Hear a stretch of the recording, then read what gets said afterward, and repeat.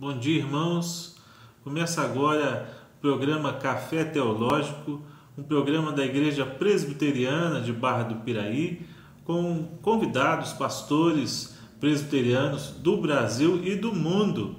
Nós estamos recebendo hoje o reverendo Ciro Ferreira, que está lá na Alemanha, vai contar também um pouco do trabalho realizado lá. Nosso objetivo é fazer um estudo da Confissão de Fé em forma de perguntas e respostas. Se você ainda não tem a Confissão de Fé de Westminster, você pode baixar gratuitamente no aplicativo que chama Confissões Reformadas, está lá na Play Store. Também no aplicativo da Igreja Presbiteriana de Barra do Piraí, que aí você tem a Bíblia, o Inário e a Confissão de Fé. Então fica aí a dica para você que está nos assistindo e ainda não possui a Confissão de Fé. Reverendo Ciro, um prazer muito grande. Uma alegria, meu irmão, uma alegria. Fico muito feliz pela oportunidade. Espero ter um bom tempo proveitoso aí com o irmão e poder edificar a igreja do Senhor Jesus. Amém. Mas nessa primeira parte, reverendo, vamos conversar um pouco sobre missões, né? Um pouco sobre o trabalho aí na Alemanha. O senhor poderia nos contar um pouco da realidade missionária aí? Qual igreja que o senhor está pastoreando? Perfeitamente. Então, eu sou pastor da Igreja Presbiteriana do Brasil, oficialmente. Fui ordenado em 2015 e logo fui enviado para o campo missionário, né? E atualmente eu trabalho com um projeto de parceria com uma igreja reformada. Ela tem um nome um pouquinho difícil, né, pelo fato de ser alemão, né?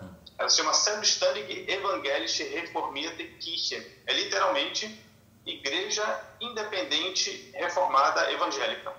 Então, é uma igreja de confissão continental. Ela não é uma igreja presbiteriana, uma igreja de confissão continental, ou seja, ela tem as suas 3 formas de unidade, inclusive o Catecismo de Heidelberg, né, que foi escrito aqui na cidade.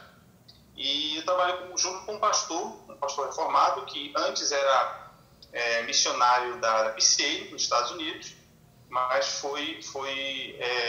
agora é missionário exclusivamente, é pastor exclusivamente dessa igreja que a gente chama de ZERC, né, que é o acróstico desse nome maior, né?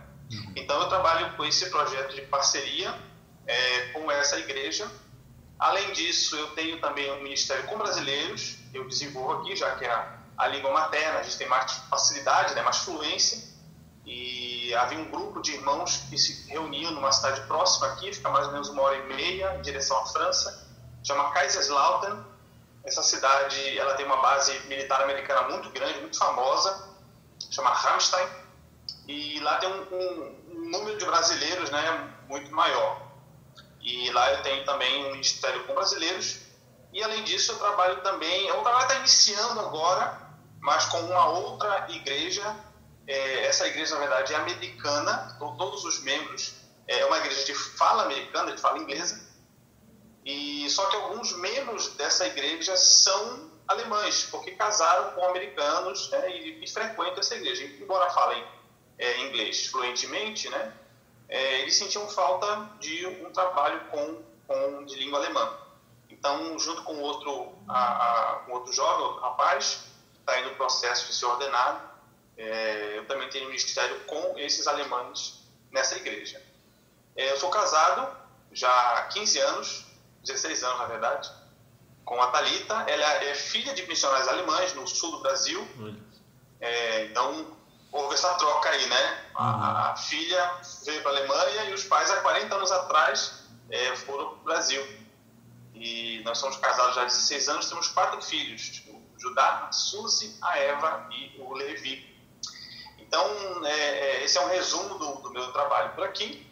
E da realidade missionária da Alemanha é algo bastante específico, né? A Alemanha, ela é um país com as suas particularidades, né? Eu costumo dizer que a Alemanha tem as suas dificuldades próprias. A primeira delas é o secularismo, né? É o que a gente ouve bastante por aí, que a secularização é a perspectiva de que a sociedade se tornou secular, ou seja, todos aqueles elementos religiosos, né, todos aqueles elementos de caráter espiritual, eles se tornaram exclusivamente seculares. Então, deixa eu dar um exemplo claro aqui, uma história que eu sempre conto rapidamente, de um pastor amigo meu que é missionário na Espanha, e ele, uma vez, ele estava num shopping center na época do Natal. Então tinha toda aquela decoração, né, o shopping bonito, com muitas luzes, tudo mais, árvores de Natal, etc., aquelas músicas. E aí ele sentou num banco ao lado de duas senhoras idosas, e aí, em determinado momento, ele não pôde deixar de ouvir a conversa das duas senhoras, e uma delas reclamou da seguinte forma, assim, ela falou assim: poxa vida, mas será que até no Natal a gente tem que ficar ouvindo de Jesus?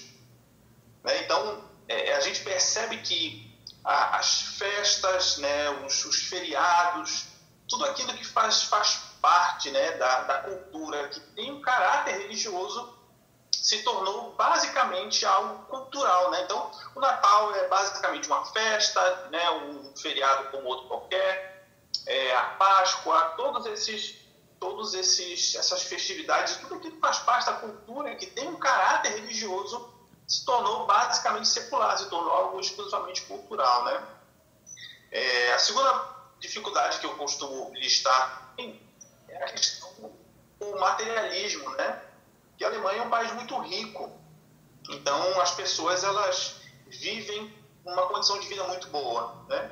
E isso cria dois problemas. Primeiramente, que é o problema dos missionários quando vêm para cá, né? Quando eles vêm para cá, eles têm que levantar um sustento muito alto para poder sobreviver aqui, né? Então a gente teve que trabalhar, visitar muitas igrejas, né? E conta também o fato de que como é que se chama? O euro e o dólar, né, tem uma disparidade muito grande entre eles, então a gente tem que pagar por cada euro basicamente R$6, né? Então é uma disparidade muito grande que existe. Em segundo lugar, é o fato de que as pessoas elas confiam muito, né, nesse seu estilo de vida, né? Muitos alemães eles pensam basicamente assim, para resumir, né? Eles pensam basicamente assim: eu tenho uma escola boa para os meus filhos, eu tenho um bom emprego, eu tenho uma casa, eu tenho segurança, né? Eu tenho saúde, que eu posso ter acesso de qualidade, né? Para que eu preciso de Deus? Né? Essa é a pergunta que muitos alemães fazem. Então, são essas dificuldades que acabam complicando um pouco, né, a perspectiva missionária do trabalho. E falando especificamente agora da Alemanha, né? Existem realidades diferentes em outros países da Europa, mas basicamente aqui na Alemanha essa é uma perspectiva bem complexa com relação à Alemanha. E como que a gente pode ajudar a missão aí na Alemanha? Nós estamos aqui no Brasil. Tá. A gente costuma dizer que existem 3 formas, né? A primeira forma é enviando e sendo enviado, né? A Alemanha precisa de missionários, né? Ao contrário do que muita gente pensa, a Alemanha precisa de missionários capacitados, tá? Eu não sou um deles, ao contrário do que possam pensar, mas gente que esteja disposta a primeiramente aprender a língua, né? Que a língua é a nossa principal ferramenta de trabalho, né? E a língua alemã é uma língua difícil. Eu estou há 4 anos aqui e ainda dando, né, os passos necessários, né, para poder ensinar com propriedade na igreja, né? Então a língua alemã é difícil nesse sentido. Além disso, existe uma forma de pensar, né, toda específica dos alemães, né? Então a cultura alemã foi formada de uma forma diferente da cultura brasileira, isso é óbvio. E isso acabou então formando uma mentalidade diferente, né, da cultura alemã específica dos alemães. Então é necessário que o missionário que venha para cá, ele pense, né, ele reflita sobre isso e ele pense em estratégias, né, para poder alcançar essas pessoas, esses alemães, né, de forma eficaz. É óbvio que o Evangelho de Cristo ele é supracultural, né? Ele é acima de qualquer cultura, ou seja para um alemão que mora em Berlim, seja para um aborígene que viva em Papua Nova Guiné, né?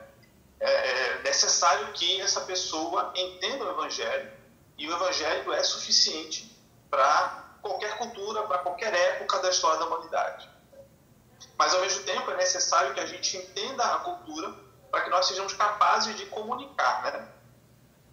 Então, esse é o meu primeiro ponto. Em segundo lugar, né, orando pela igreja, afinal de contas, orando pelo trabalho missionário, né? Afinal de contas, o trabalho que nós fazemos aqui é um trabalho de caráter espiritual, né? Ou seja, é o Senhor que conduz, a missão é dele, né? Nós somos apenas mensageiros desse evangelho, né? Que ele nos confiou. Então, o trabalho missionário é um trabalho de caráter espiritual. Então, ele depende das orações do povo de Deus, para que a gente seja fortalecido, para que nós sejamos animados, né, nos momentos de dificuldade. Eu, felizmente, tenho irmãos, tenho igrejas, né, pessoas que são muito fiéis e que se mantêm firmes aí, apoiando o nosso trabalho, né? Então, o trabalho missionário na Europa e em qualquer lugar do mundo não se faz na força do homem, se faz pelo poder de Deus. E nós precisamos realmente das orações dos irmãos para que o trabalho seja feito. E em terceiro lugar, né, obviamente, apoiando, né, financeiramente com igrejas. Algo que eu costumo falar muito nas igrejas quando eu vou visitar o Brasil é dizer que uma forma muito simples de apoiar o trabalho missionário, especialmente falando da APMT, né, que é a Agência Presbiteriana de Missões Transculturais, que é a agência oficial da Igreja Presbiteriana que envia os missionários. Se todas as igrejas, né, fossem fiéis no pagamento dos seus dízimos ao Supremo Concílio, a agência conseguiria sustentar integralmente todos os missionários que estão no campo. Então, eu costumo dizer, você quer ajudar o trabalho missionário? Seja fiel nos seus dízimos, seja fiel nas suas ofertas, né? Seja fiel nas exigências que são necessários, né, para a realização do trabalho. Então, esses são três maneiras simples, né, de poder ajudar o trabalho missionário. Até porque a IPB, né, investe 54% do seu orçamento, né, tudo que é enviado ao Supremo Concílio, 54% é para missões. Então, exatamente. É muito importante isso. Quando a gente contribui na igreja, né, nós estamos ajudando, então, os missionários que estão também no campo, né? Plantação de novas igrejas. Exatamente. Então, é algo simples, né? Algo muito simples. Aos irmãos da igreja, sejam fiéis aos seus dízimos, né? Isso não é somente... Isso é algo basilar, algo fundamental, né? Na profissão de fé nós falamos isso, né? Nós dizemos que nós vamos sustentar não só espiritualmente, mas também sustentar financeiramente a igreja. Então, isso é algo fundamental. Mas, além disso, a lembrança de que o trabalho missionário precisa do apoio financeiro dos irmãos. Então, seja fiel nas suas igrejas aos dízimos e às ofertas. Certo. E, meu irmão, a Europa é o berço da reforma protestante, né? E às vezes a gente escuta algumas pessoas desinformadas, né, falando assim, mas vai fazer missão na Europa, lá tem muita igreja e tal. Então, realmente, a Europa precisa de missionários, pelo que o irmão nos disse? Exatamente. Essa é uma pergunta interessante, Reverendo Ítalo, porque se você for em qualquer cidade aqui na Alemanha, qualquer cidade, você vai ver uma igreja. Na verdade, você vai ver basicamente duas igrejas, uma católica e uma igreja luterana. Eu moro num vilarejo muito pequeno, que pertence a uma outra cidade, e esse vilarejo ele é muito pequeno, é basicamente um vilarejo rural. Só tem casas, nós temos aqui uma padaria, um cabeleireiro e uma espécie de uma casa lotérica, só tem isso. Não tem supermercado, né, não tem os serviços básicos de uma cidade. Então, é um vilarejo de mais ou menos 3.000 pessoas. Mas aqui tem as duas igrejas. Igreja Luterana e a Igreja Católica. Essas duas igrejas são as igrejas oficiais do Estado, né? Elas são ligadas ao Estado. Ou seja, todos aqueles que, por exemplo, vou dar um exemplo para os irmãos, todos aqueles que se registram numa cidade, aliás, que chegam numa cidade para morar numa cidade, eles precisam se registrar na prefeitura da cidade. Dentre outros motivos, né, como por exemplo, recolhimento de lixo, fornecimento de água, energia elétrica, né, é por isso que precisa se registrar na cidade onde você vai morar, em qual casa você vai morar. Tá? Uma das necessidades de fazer esse registro é porque você vai ser arrolado ou não como membro de uma dessas igrejas da cidade. Então, quando você chega na cidade, a funcionária da prefeitura da cidade vai perguntar: qual a sua religião?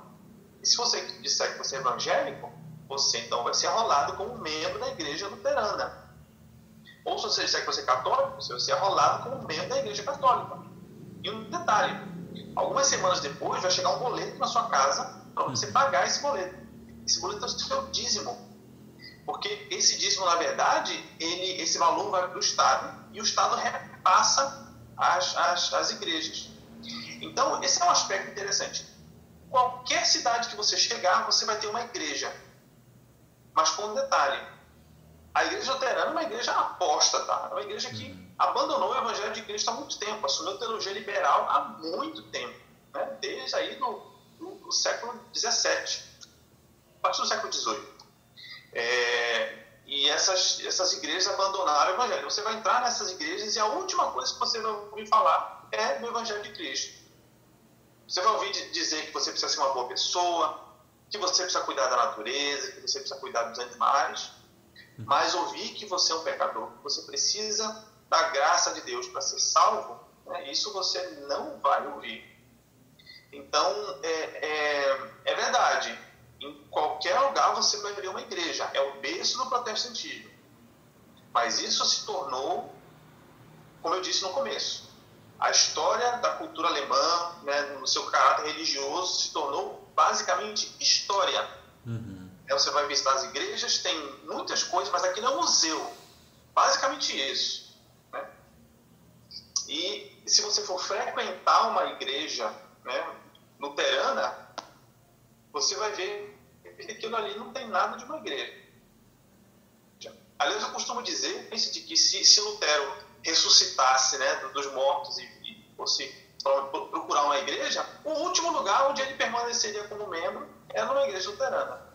Então, esse é um pouco da realidade, né, do trabalho aqui na Alemanha. Então, nós temos muito que orar, né? Orar, e se tiver algum irmão assistindo, né, e se sentir chamado para pregar, né, a palavra de Deus até na Europa, olha só, um campo que precisa muito de missionários, né? Sem dúvida nenhuma, sem dúvida nenhuma. Reverendo, vamos passar para a segunda parte do nosso programa? Está muito bom a gente conversando, né? Dá vontade de ficar conversando até amanhã, mas nós temos um tempo aqui. A gente vai tomando esse café teológico até amanhã. É verdade. Hoje nós vamos estudar o capítulo 7 do Pacto de Deus com o Homem. Então, Confissão de Fé, capítulo 7, o texto básico que eu vou ler é Romanos 5, o versículo 12, e depois do 18 ao 21. E aí diz assim: portanto, assim como por um só homem entrou o pecado no mundo, e pelo pecado a morte, assim também a morte passou a todos os homens, porque todos pecaram. E do 18 ao 21, nós lemos assim: pois assim como por uma só ofensa veio juízo sobre todos os homens para condenação, assim também, por um só ato de justiça, veio a graça sobre todos os homens para a justificação que dá vida. Porque como pela desobediência de um só homem, muitos se tornaram pecadores, assim também, por meio da obediência de um só, muitos se tornaram justos. Sobreveio a lei para que avultasse a ofensa, mas onde abundou o pecado, superabundou a graça, a fim de que, como o pecado reinou pela morte, assim também reinasse a graça, pela justiça para a vida eterna, mediante Jesus Cristo, nosso Senhor. primeiro parágrafo desse capítulo diz assim: tão grande é a distância entre Deus e a criatura, que embora as criaturas racionais lhe devam obediência como seu Criador, nunca poderiam fruir nada dele com bem-aventurança e recompensa, senão por alguma voluntária condescendência da parte de Deus, a qual agradou-lhe expressar por meio de um pacto. Então, pensando nesse pacto, reverendo, esse pacto firmado com Deus, tem alguma cláusula criada pelo homem? Ele é unilateral, né? Como é que a gente entende essa doutrina aí do pacto?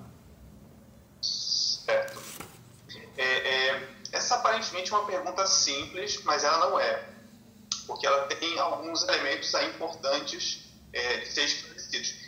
Eu gosto sempre de lembrar daquela definição que o Palmer Robertson fez no seu famosíssimo livro, né, O Cristo dos Pactos, quando ele fala que um pacto é uma aliança de morte que é soberanamente administrada. Então, essa definição ela nos ajuda um pouco a entender a ideia dos pactos, né? Ou seja, Deus faz um pacto como representante da humanidade, né? E esse pacto ele é soberanamente administrado, mas ele, lembrando que é um pacto de sangue, né? Ou seja, ele é um pacto que, se ele for obedecido, ele promete vida, ele promete bênçãos, né, de vida, mas se ele for desobedecido, ele é punido com a morte, né?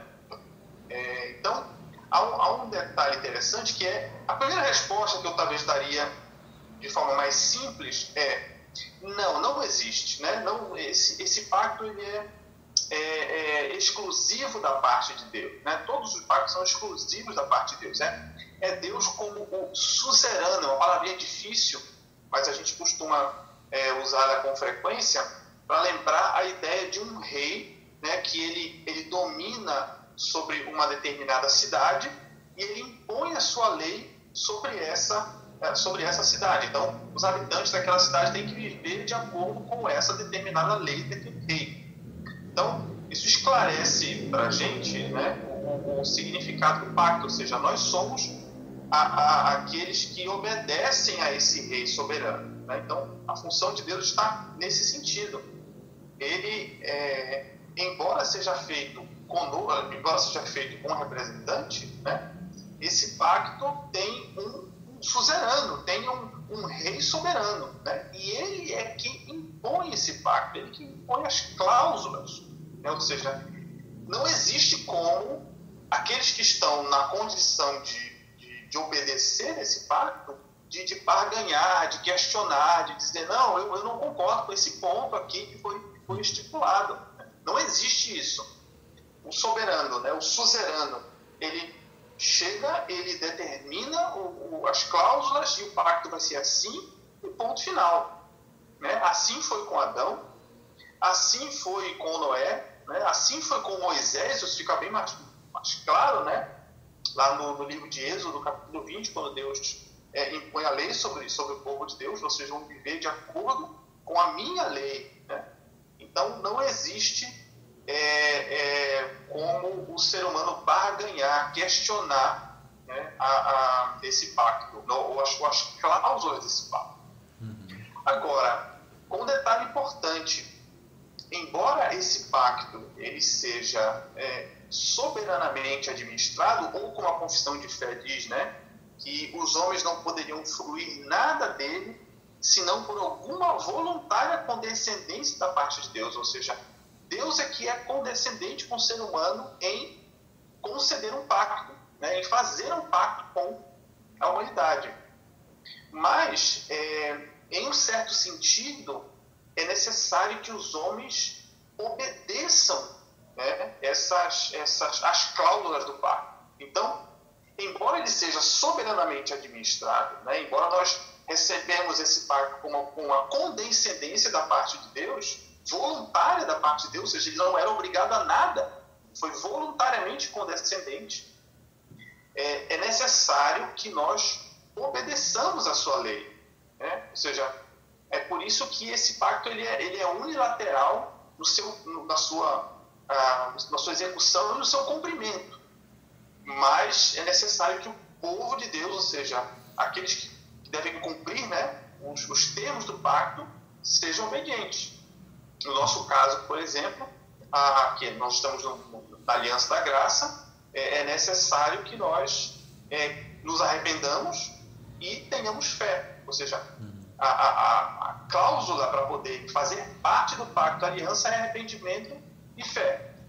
Então, esse pacto ele é unilateral, mas ao mesmo tempo é necessário entender essa perspectiva de que o ser humano tem uma responsabilidade ainda em cumprir, né, o pacto, né?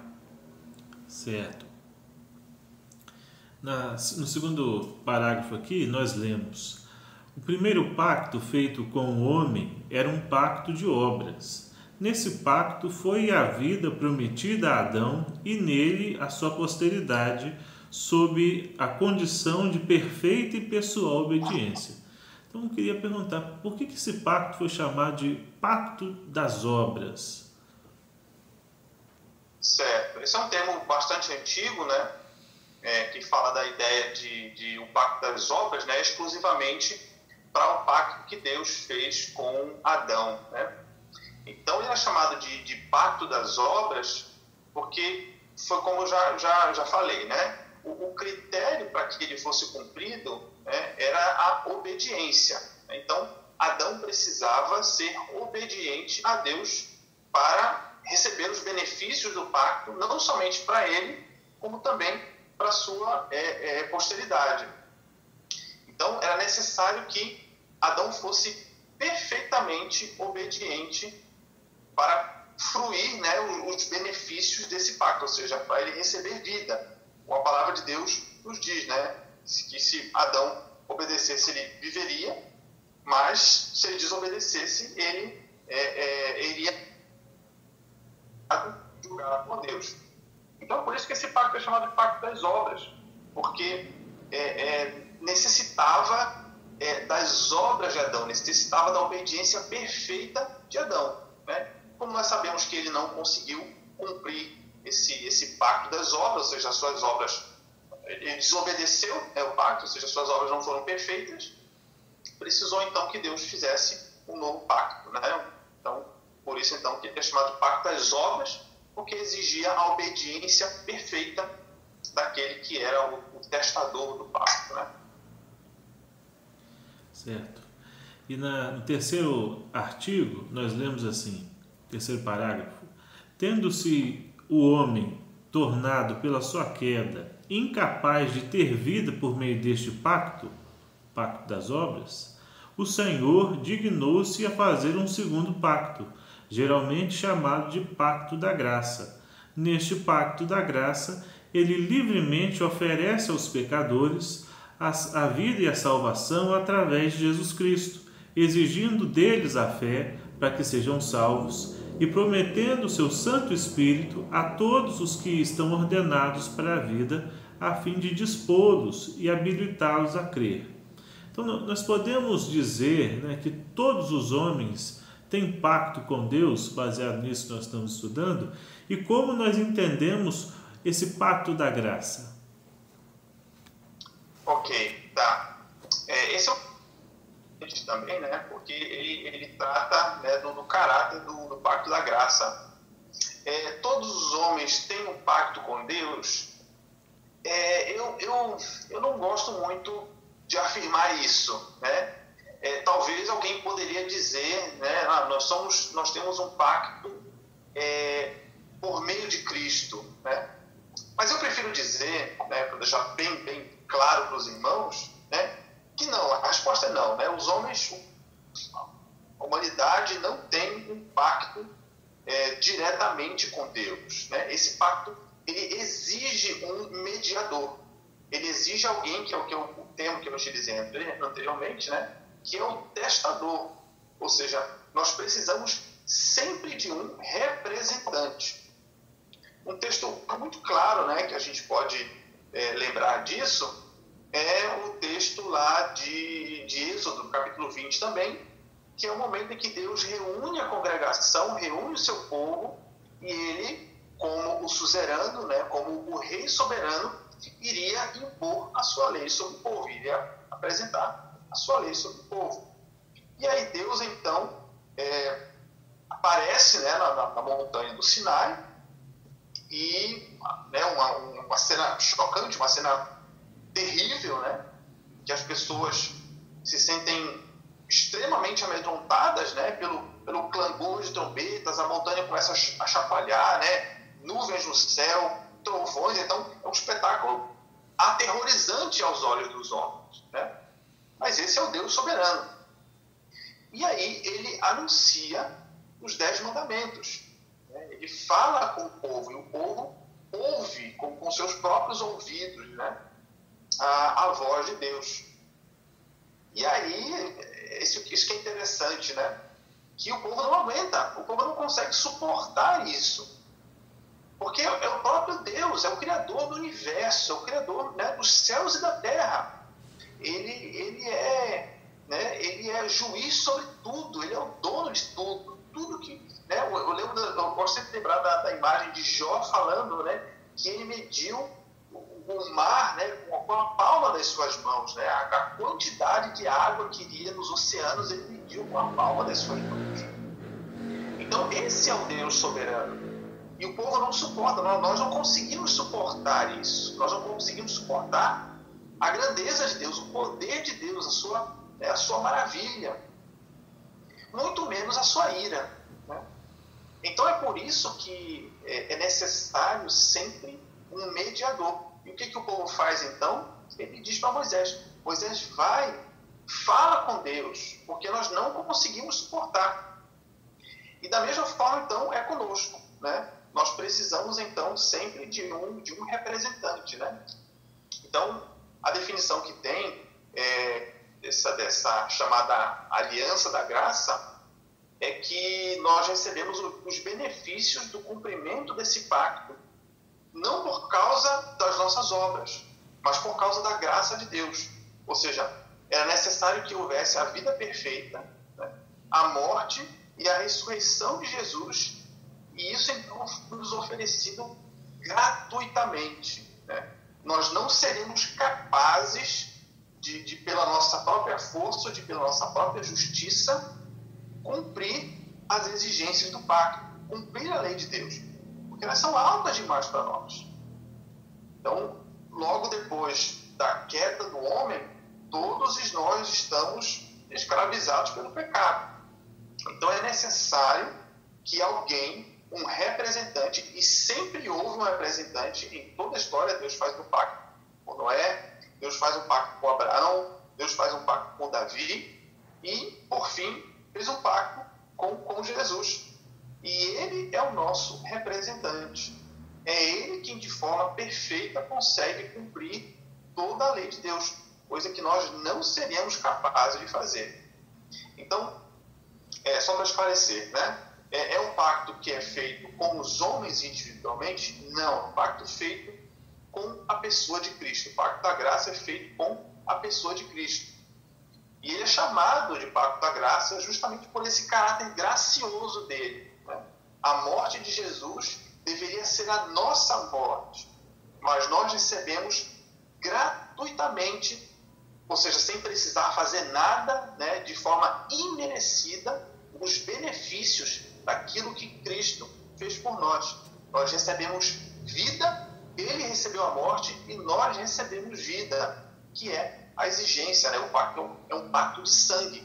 Então, ele recebeu a morte e nós recebemos a vida gratuitamente. Então, fica bastante claro, né, inclusive no texto da confissão, de que é por isso que nós somos, que isso é chamado de um pacto da graça. Uhum. E até no evangelismo, né, quando a gente precisa esclarecer para alguém sobre por que de nós precisarmos da salvação, essa doutrina é importante, né? Porque como é que a gente vai saber por que é pecador se eu não sei da origem, né, do meu representante que falhou, para falar do representante que não falhou, né, do último Adão. Exatamente. Então é muito importante essa doutrina, né? Exatamente. Eu costumo dizer, viu, reverendo Ítalo, sendo aqui bastante duro, né, que não é possível que você seja realmente um presbiteriano se você não entender, né, se você quer se dizer realmente, cara, eu sou um presbiteriano, eu sou um reformado, né, eu creio na teologia reformada, você precisa conhecer esse pacto, né? Aliás, você precisa conhecer a doutrina da aliança, que é uma doutrina belíssima, né, fantástica, que foi formulada ali a partir do século XVII, quando os reformadores começaram a perceber que esse tema do pacto era um tema unificador, né, das Escrituras. É por isso que ela faz parte, então, da chamada teologia bíblica, né, porque ela perpassa por toda a Escritura. Então, é importantíssimo, é fundamental você entender a doutrina da aliança por causa dos desdobramentos que ela tem, né? Inclusive na doutrina da igreja, né? Por que nós batizamos nossos filhos, por exemplo, né? A doutrina da aliança vem esclarecer isso de forma muito clara para nós, né? Isso mesmo. E no parágrafo 4 e no 5 nós lemos assim: este pacto da graça é frequentemente apresentado nas Escrituras pelo nome de testamento, em referência à morte de Cristo, testador, e à eterna herança, com tudo que lhe pertence legada neste pacto. Este pacto no tempo da lei não foi administrado como no tempo do Evangelho. Sobre a lei, foi administrado por meio de promessas, profecias, sacrifícios da circuncisão, do Cordeiro Pascal e de outros tipos e ordenanças dados ao povo judeu, tudo prefigurando Cristo que havia de vir. Por aquele tempo, essas coisas, pela operação do Espírito Santo, foram suficientes e eficazes para instruir e edificar os eleitos na fé do Messias prometido, por quem tinham plena remissão dos pecados e a salvação eterna. Este se chama o Antigo Testamento. O Antigo Testamento aqui é chamado de dispensação da lei, né? Então a pergunta que nós é a seguinte, né? Nós temos graça nesse período? É lei, mas há graça no Antigo Testamento? Perfeitamente. Essa pergunta, reverendo Ítalo, ela vai esclarecer um ponto muito importante para nós entendermos o caráter do Antigo Testamento, né? Embora a nossa confissão de fé chame esse período como o período da dispensação da lei, um erro muito comum de muitas pessoas é crer que o sinônimo do Antigo Testamento é lei e o sinônimo do Novo Testamento é graça. Não, essa é uma ideia falsa. Falsa porque, na maioria das vezes, as pessoas, quando falam de dispensação da lei, elas pensam que no Antigo Testamento, ou seja, antes de Cristo, as pessoas eram salvas por intermédio da lei. Ou seja, Abraão foi salvo porque foi obediente, né? Moisés foi salvo porque foi obediente. Isso é uma ideia falsa, né? É risível, porque você claramente percebe no Antigo Testamento que isso é falso. Então, todos os antigos, né, todos aqueles que vieram antes de Cristo, nenhum deles foi salvo pela lei. O único que teve essa possibilidade era aquele, né, que foi lhe dado a oportunidade de um pacto das obras. Ou seja, Adão poderia ter sido obediente, mas não foi. Então, todos aqueles, depois de Adão, toda a descendência de Adão nasceu manchada pelo pecado, né? Nasceu afetada pelo pecado, pelo fato dele ser representante da humanidade. Então, não existe mais como você ser salvo pelo pacto das obras, né? Porque você não consegue, nenhum de nós, nenhum ser humano consegue essa obediência perfeita que é exigida no pacto das obras, né? Então foi necessário, já que Adão não foi capaz de cumprir esse pacto, foi necessário que Deus estabelecesse um novo Adão. Isso fica claro em Romanos capítulo 5, né? Essa relação entre esses dois homens. Na verdade, tem um puritano que eu acho muito interessante o que ele fala. Ele diz assim, olha, basicamente para Deus existem dois homens, né? Ou existe Adão ou existe Cristo. Ou você está pendurado num, ou você está pendurado no outro. Então você ou está ligado àquele que não foi capaz de cumprir o pacto e por isso foi condenado, né? E necessariamente aqueles que estão ligados a eles serão condenados, ou então você está pendurado no outro, que é Cristo, que pela fé nós cremos que ele cumpriu em nosso lugar. Então, olhar para o Antigo Testamento e achar que os antigos eram salvos por intermédio da lei é errado, né? É bastante errado. Você vê, por exemplo, Noé. Estou estudando, vou pregar amanhã sobre o texto de Noé, gente, capítulo 6, 7, 8 e 9. Você vê Noé, logo depois de obedecer claramente às ordens de Deus de construir uma arca, de ser obediente, logo depois ele cai embriagado. Abraão, conhecido como o pai da fé, né, chamado de pai da fé pelas próprias escrituras,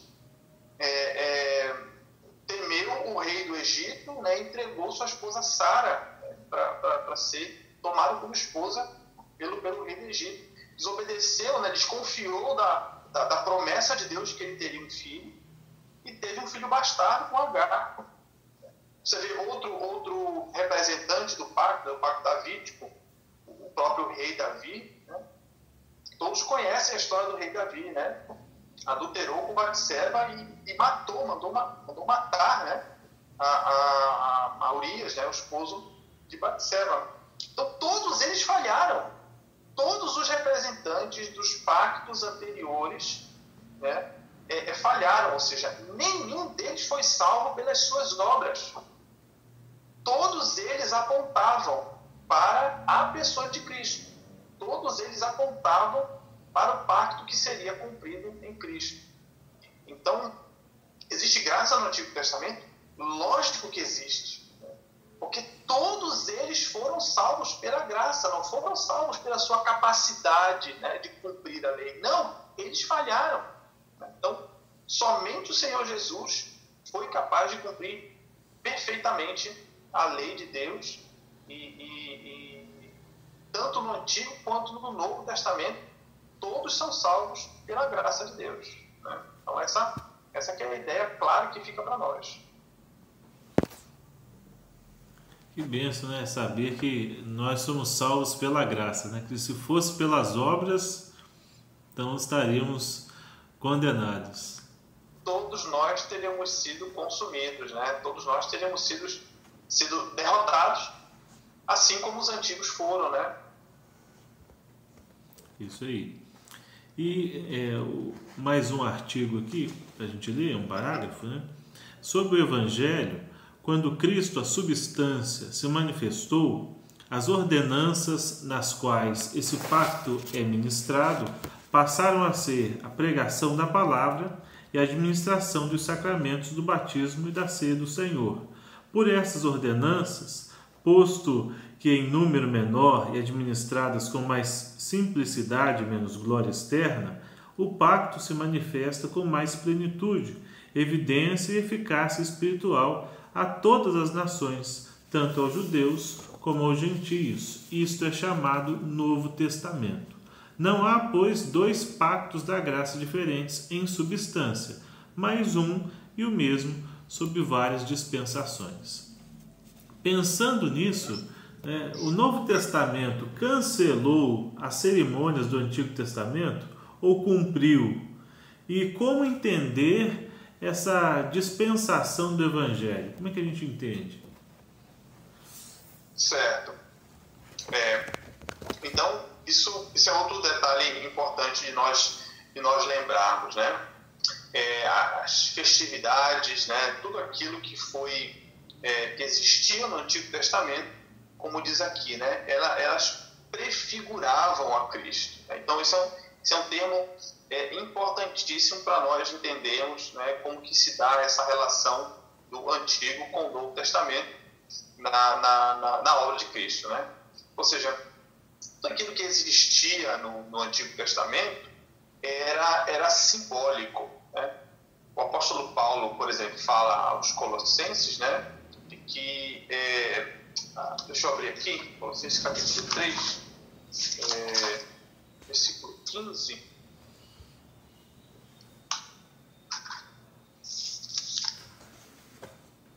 Colossenses, capítulo 3, versículo 15. Esse é um texto que eu acho que é importante nós lembrarmos. Tá.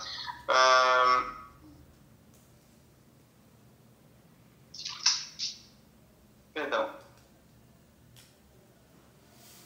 Tá. Eu não estou lembrando exatamente a referência do texto, mas quando o apóstolo Paulo fala que as festividades, né, todas essas coisas eram sombra daquilo que haveria de vir, né? A realidade encontra-se em Cristo. Então, o apóstolo Paulo está falando aos irmãos da igreja de Colossenses que estavam se envolvendo com uma doutrina que misturava uma certa filosofia grega com o judaísmo, né? Então, eles criam que Jesus não era suficiente, que era necessário, então, cumprir algumas outras exigências, né? Então, o apóstolo Paulo deixa bastante claro, né, de que as festividades do Antigo Testamento, todas essas coisas eram a sombra, né?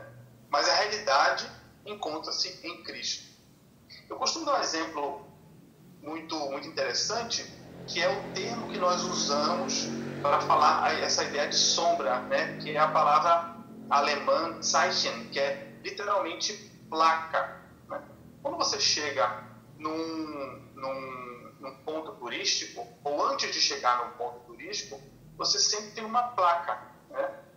Essa placa ela tem uma função específica, que é a função de apontar para um ponto turístico.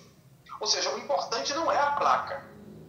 Ninguém chega num ponto turístico, né, no Cristo Redentor, por exemplo, né, antes de chegar no Cristo Redentor, está ali a placa do Cristo Redentor, apontando na direção. Ninguém chega e fala, oh, mas que placa maravilhosa, eu vou ficar por aqui, né, desfrutando da beleza dessa placa. Não, a placa só tem a função de apontar.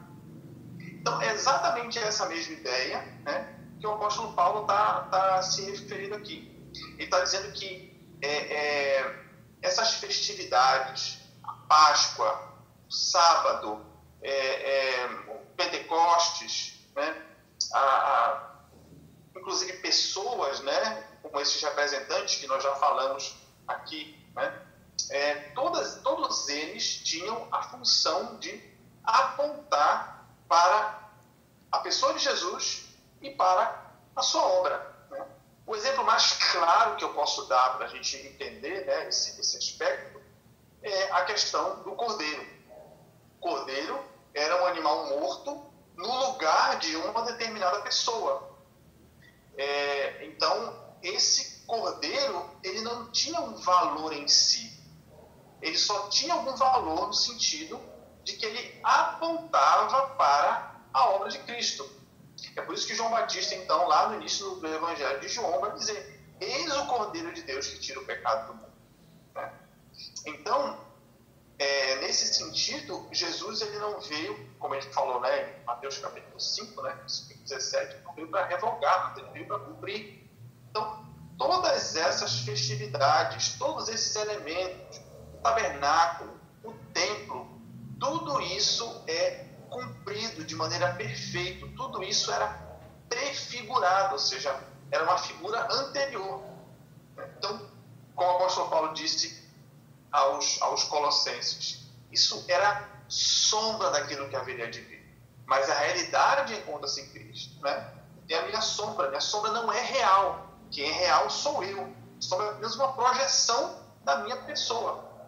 E assim que funcionava também essas festividades, né, e todos aqueles elementos do Antigo Testamento funcionavam como uma prefiguração, como uma sombra, ou no alemão, como nós usamos, né, uma placa, Zeichen, que apontava na direção do Senhor Jesus. Então, é por isso que consegue entender essa relação, né, com o Antigo Testamento dessa maneira, né, lembrando que Jesus ele cumpriu todos esses elementos do Antigo Testamento na sua obra. Então, é necessário que nós olhemos, é necessário que na nossa leitura do Antigo Testamento nós leiamos tentando entender, né, o que isso me ensina acerca de Cristo? Tentar entender o Antigo Testamento, né, como um judeu, né, sem entender, né, que isso aponta, o que isso ensina, o que isso me mostra acerca de Cristo, perder aquilo que é o mais importante no Antigo Testamento, né? Mas essa ideia da prefiguração, de ver Jesus na obra que seria realizada por ele na cruz. Essa ideia. Eu só quero aprender a falar placa. Como é que é? Zeichen. Esse é um som que nós não temos no português, né? Uhum. Que é o CH, né? O CH aqui tem som de nós não temos no português. Zeichen.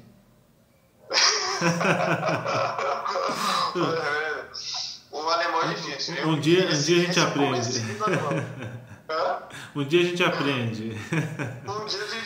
Eu digo mesmo, viu? Um dia eu também vou aprender a falar alemão. Reverendo Ciro, muito obrigado pela sua participação. Foi uma bênção. Vou deixar esse espaço para você dar uma consideração final sobre esse assunto ou o assunto que o irmão gostaria de compartilhar conosco. E assim nós vamos encerrar daqui a pouquinho. Maravilha. Eu agradeço imensamente a oportunidade de poder falar aos irmãos. É uma alegria tremenda poder ter esse tempo com vocês. Gostaria, quem sabe, de novamente retornando ao Brasil, poder, não mais agora online, né, não mais de forma virtual, poder encontrar os irmãos e ter um tempo de comunhão com os irmãos de forma pessoal. Mas se isso não for possível, eu lembro aos irmãos, né, exorto aos irmãos a permanecerem firmes no Evangelho, né, a permanecerem firmes nessa obra que o Senhor Jesus realizou por cada um de nós, independentemente de pandemias, independentemente de dificuldades, como dizem os nossos especialistas, aí, analistas financeiros, que vai vir uma crise para o Brasil, né? Fiquem firmes, né, no propósito de continuar seguindo o Senhor Jesus, né? Fiquem firmes nessa caminhada, que é uma caminhada longa, mas é uma caminhada que tem um fim, tem um plano, né? Tem um propósito por trás disso, né? Então continuem firmes no trabalho. Se quiserem conhecer mais acerca do nosso ministério, entre em contato com o Reverendo Vitor, que pode passar meu contato para os irmãos. Posso passar telefone, e-mail, conhecer mais acerca do nosso projeto aqui na Alemanha. Então, Deus abençoe a todos. Muito obrigado mais uma vez, Reverendo Vitor, pela oportunidade. E vamos conversar. Amém. Nós que agradecemos, Reverendo Ciro. E você que está nos assistindo, se inscreva no nosso canal, deixe o seu like, né? Ative o sininho para receber as notificações ali dos novos vídeos que nós teremos por aqui. Que Deus nos abençoe e um bom dia para a glória de Deus.